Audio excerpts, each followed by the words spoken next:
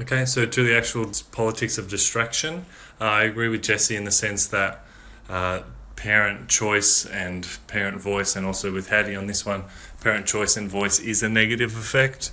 I would broaden it out a little bit and call it autonomy. Pardon me while I dip my head. Basically, the more autonomy there is in a schooling system, and it's essentially principals and also parent choice are two big factors in this. The more choice that there is, the worse outcomes you see and the bigger discrepancies and equity gaps you see. So basically, you're looking at essentially white flight. So upper class kids move away from the poorer kids and increase equity issues based on school. If you look at anything on the internet about school zones and moving into a school zone, you look at real estate advertisements that specifically say this is in the Strathmore Secondary High School school zone. That to me is a massive societal problem that needs to be addressed. And I would agree with Jesse as well that public-private divide is not that, it's not something really that interested in, to be honest, but obviously the outcomes are more or less the same. Dr. David Zeiniger, who's done a couple of teach meets with me, he basically, the metaphor he uses is that you can either fly in first class or business class or cattle class, and that's the same in schools. You're either in a posh school with all the accoutrements, or you're just in a shit government school like where I teach, and you get what you're given, more or less. But regardless, the teachers are drawn from the same pool, and more or less there's not that greater diversity between the good teachers and the bad teachers, and where they end up is more or less based on chance rather than a private school paying more and so forth. So agree until we get to class size, where I have to disagree completely. For this, I can just draw on personal experience. At the moment, I have a class of 5 students. Last night was parent-teacher interviews, and the mother of a student that I'm teaching, her daughter's going through some hard times. She's kind of a little bit self-harming and so forth. So I was able to witness talking to the mother, and she started crying, I started crying. It was quite like a relationally strong thing that happened. And then to see that exact same parent talk to all of the other teachers in the room who have the same student but in a class of 25, and to hear the lack of connection, empathy, understanding, and so forth. I'm not saying that I'm an amazing teacher or especially empathetic or an especially good teacher, quite the opposite.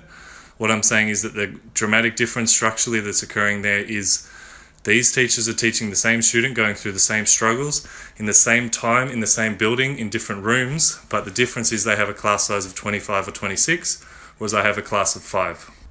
So to me, the core human element of teaching is relationships. Can you have better relationships with your students if you have less students? Yes. And that is in essence what I think we as teachers need to be promoting about the practice that we have. As you may or may not know, I believe robots can quite easily, AI, all that stuff can replace teachers, but it can't replace relationships yet. They'll may be able to in the future. So I think it's very important that we as teachers emphasize the key element is relationships, and if class sizes don't matter, then relationships don't matter, and I can't follow the logic of that myself. So for my obligatory Cambodia comment, you go to Cambodia, you see classes of 60, 70 or 80 plus, up to 88 I've heard of before.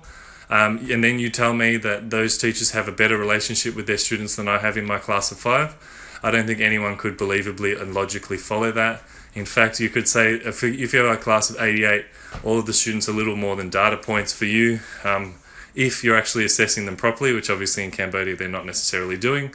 But if you expected the same level of rigour as we have in Australia with a class of 88, each of the students becomes a de-identified. You'd be lucky to know their names for starters, let alone their data, their interests, and their actual learning outcomes as well. Having said that, furthermore, in Cambodia, the focus on teaching approach is instructionalism. So you are the teacher, you are the entire world. We're a little bit more constructivist in Australia and in the developing world, so we are able to adopt constructivist processes. And you could say that constructivism in and of itself isn't the solution, but those are simply not possible in a class of 88. You can't do group work with 88 kids. The groups are still way too large. You can't get around to all of them. It's simply human-wise unmanageable. Whatever it is, we can have 100 close connections. And if you think of most systems in the world, we all teach roughly 100 kids, maybe 125 if you have a couple of electives. But I think that's the core thing that we need to have, relationships, and therefore class sizes do matter a great deal. Alrighty, so for context, I just gotten up at 5:30 to join UK Ed Research Chat, and there were only two people there, so I feel like we're doing a pretty good job in Australia with edu reading, pulling in a couple of people when we actually have a chat. So I think the first thing I'm going to follow Jesse's lead and sort of do, just respond to the kind of general framing of the article. I would disagree with Jesse in the kind of, that Hattie had a good intent. Whether he does or doesn't, or did or didn't, I think is mostly irrelevant. If we're trying to seek truth and kind of explore the truth for what that means for our students, I don't think intent really is that relevant to the truthfulness or the accuracy of research. I don't even know if I would go as far as to call Hattie's work research, in the sense that, from my understanding, I'm happy to be corrected, it hasn't been peer reviewed or passed through any traditional academic kind of forms of fact checking. It's just sort of been published in a book, and I've read 10 to 20 articles kind of debunking, attacking, challenging his methodology, and I think that seems to indicate to me that it probably wouldn't have passed the kind of academic rigour that we think of when we think of academic research. But again, I could be wrong, I'm an outsider in this space. I would agree with, I think it's Adrian Sampson, can't remember exactly. I've read a fair few of his articles and heard him speak a number of times about this sort of stuff. I'm not a statistician like George, so for a lot of this I just kind of lend my ideas over to George, who does them a bit better than me. But if your meta-analysis that Hattie does isn't accounting for age, gender, kind of the big easy things that anyone with even the most intuitive understanding of education would understand, I think you're doing it wrong, essentially. As George said, sort of having different outcomes coming out from different people looking at the same data inputs, and kind of the educational endowment foundation and so forth, really throws into question the validity of things. In terms of specific studies, like my school's looked a fair bit at feedback, and the work itself sort of says feedback and praise are two different things. As we would all agree, if I just say good boy, that's praise. But if I give constructive feedback, nice work on the introduction, but you'll need to add more information from the text, those are two very distinct things, but the study conflates them together. And then quite often when people are presenting on the topic, they either fail to understand that or explain that. I actually did a evidence for learning PD, I think, which is sort of they've positioned themselves as a research communicator.